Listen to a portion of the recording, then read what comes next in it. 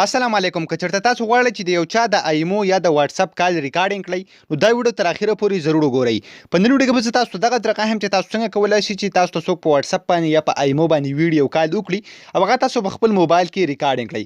یعنې عام طور کو تاسو په سکرین ریکارډر باندې هغه ریکارډینګ وکړئ، په هغې کې به د یو طرف اواز راغلی وي، د بل طرف به پکې نه وي. او که تاسو د دې اپلیکیشن په مدد سره دغه کال ریکارډینګ کړئ نو د دواړو سایډونو دغه اوازونه به هم ریکارډینګ کیږي، ورسره ټول سیستم چې کوم دغه به بالکل صحیح وي. نو تاسو به څنګه د یو چا د ایمو یا د واتس اپ یا دغه شان د انسټاګرام د سکایپ د دې کال ریکارډینګ کوئ، دغه ټولو طریقه بالکل سټیپ بای سټیپ تاسو درخوایم. ور دې نه مخکې تر اوسه پورې تاسو زموږ چینل ټکنیکل پښتونخي سبسکرایب کړئ، دا ضرور سبسکرایب کړئ چې زموږ راتلونکي هر ویډیو به تاسو ته په ټایم باندې پخپله در رسي.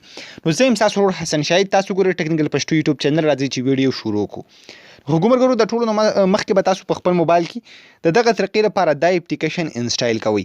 د دې اپلیکیشن لینک په یوټیوب کې تاسو په ډسکرپشن کې میلاو شي، او کوم ملګري چې زموږ دا ویډیو په فیسبوک کې ګوري د دې ویډیو د پاسه به هم تاسو ته لینک میلاو شي، د دې ویډیو په کمنټ کې به هم تاسو ته لینک میلاو شي. د هغه ځای نه به تاسو دا اپلیکیشن په خپل موبایل کې انسټایل کړئ. کله چې هم دا اپلیکیشن تاسو په خپل موبایل کې انسټال کړو بیا به څه وکړئ، سمپل دا به اوپن کړئ.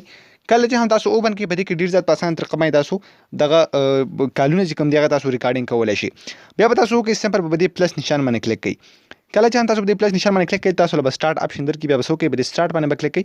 نو تاسو سره به دلته باره دغه ریکارډینګ روان شي، تاسو ته ښکاري دا ریکارډینګ به تاسو سره روان شي. نو بیا چې کله هم تاسو په دغه رقم په واتس اپ باندې چا سره خبرې کوئ یا په ایمو باندې یا داسې په بلې اپلیکیشنز باندې او هغه ویډیو کال وي نو ستاسو مکمل ویډیو کال چې کوم دی په دې طریقه باندې ریکارډینګ شي.